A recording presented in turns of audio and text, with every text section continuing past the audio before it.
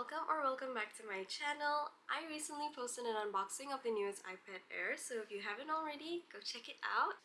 I have not customized my iPad yet, and that's because I wanted to learn a little bit more about it first. Now, I don't know if any of these features existed in the previous iPads, but here is what I found out.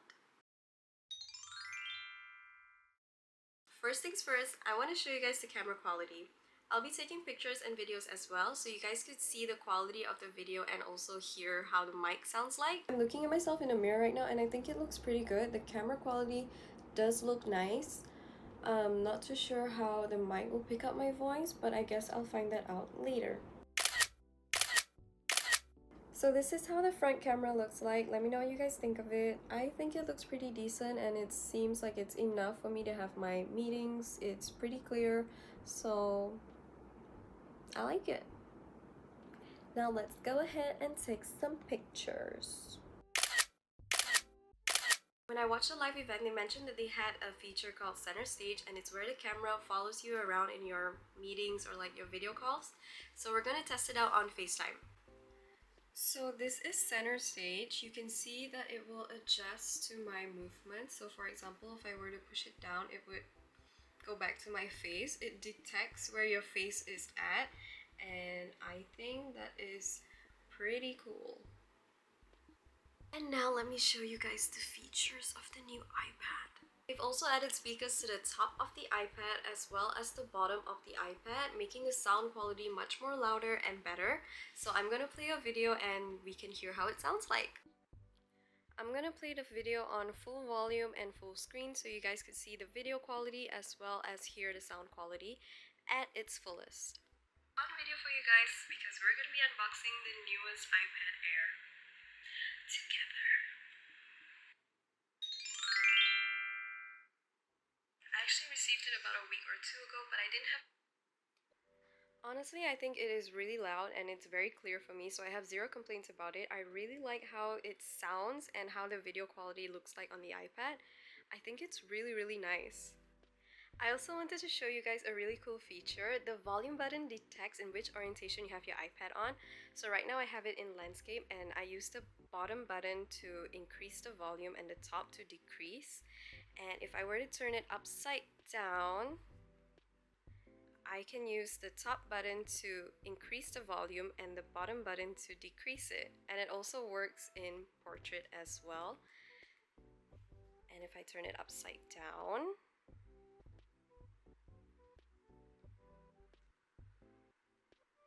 how cool is that?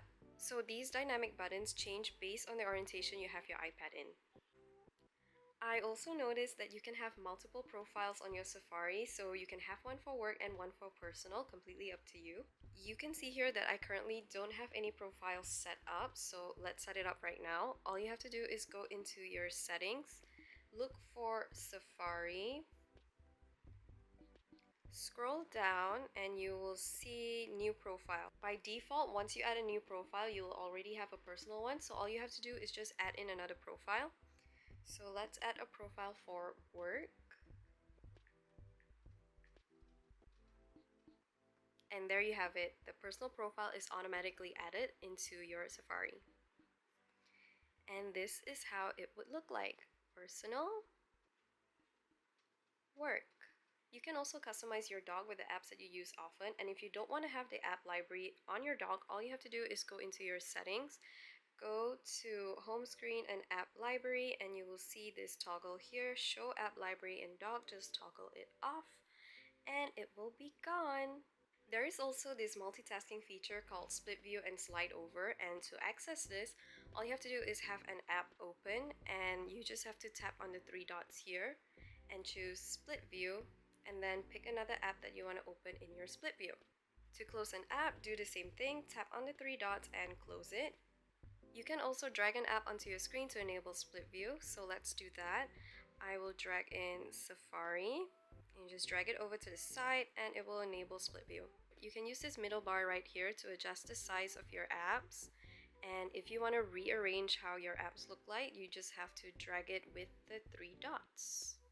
Like I said earlier, if you want to close an app, you just have to tap on the three dots and choose close, but you can also slide it to close it completely. To enable slide over, you can also use the three dots to enable it, but I am going to just drag in an app, and when you see that she's looking skinny, that represents slide over, and that is how it looks like. You can also add more apps onto your slide over, so all you have to do is drag in another app onto your slide over, and you see this little bar here, you can use it to swipe between your apps. And when you don't want it, you can just slide it off, and then you can slide it back when you want it. You can use the three dots to rearrange it wherever you want it to be. And if you want to close the slide over, you have to tap on the three dots and choose close, but you're gonna have to do it for all of your apps. There's also another function called new window, and I guess you can consider it like new tabs for each app. So for example, I want to have two windows of this app. All you have to do is tap into the three dots and choose new window, and this is how it would look like. So you tap onto the three dots to switch between your windows.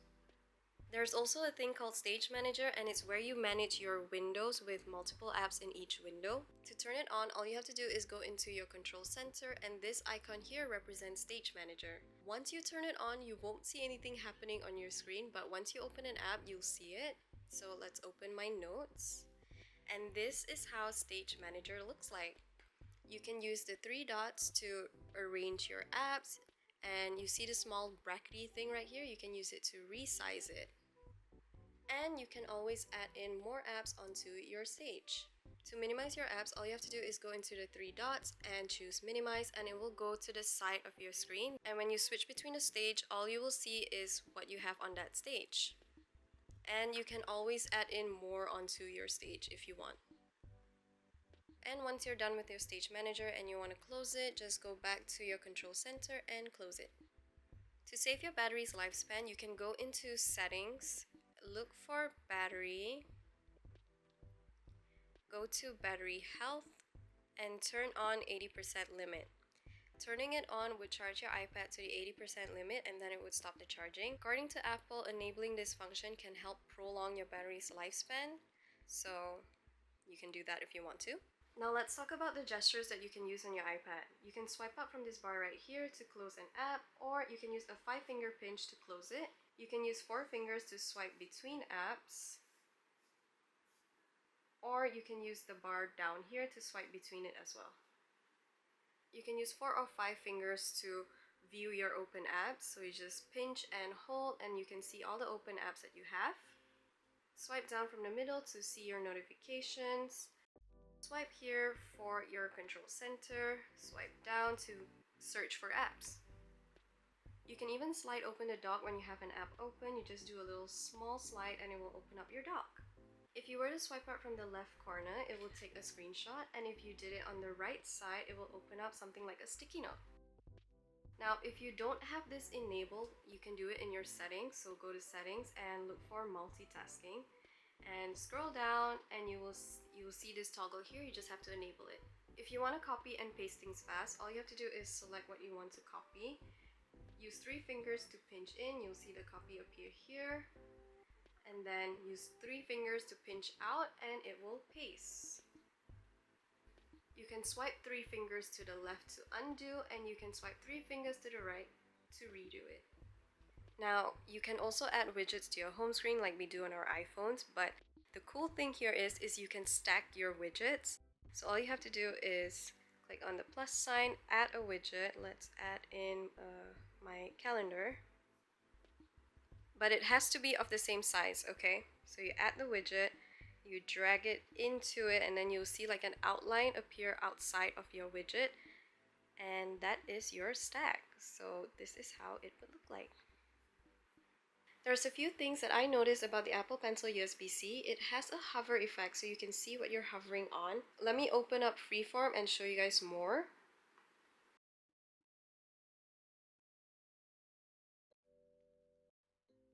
You can see here that I am hovering over the screen and I can see where my pencil is at. And if you were to draw a shape, it can detect what shape you've drawn and make it look better. So all you have to do is draw a shape and hold it in place, and it will make it look better. Just like that. How cool is that really? Let's make a star. You can also swipe from the bottom left like we did earlier to take a screenshot, and you can also swipe up from the bottom right to open your quick notes. And if you watched my last video, you would have seen that I enabled Scribble. And what it does is that it turns handwritten text into typed text. So for example, you can even write on Safari and it will change it into typed text. Just like that. You can even scratch it out to erase it. So that's what I learned about the Apple Pencil. Pretty cool. That is it for today's video. I hope you guys enjoyed it. We are so close to 400 subscribers and I am so excited and I'm so grateful to all of you. So thank you all so much for watching. Don't forget to leave a like, comment, and subscribe if you're new here, and I will see you in the next video. Bye!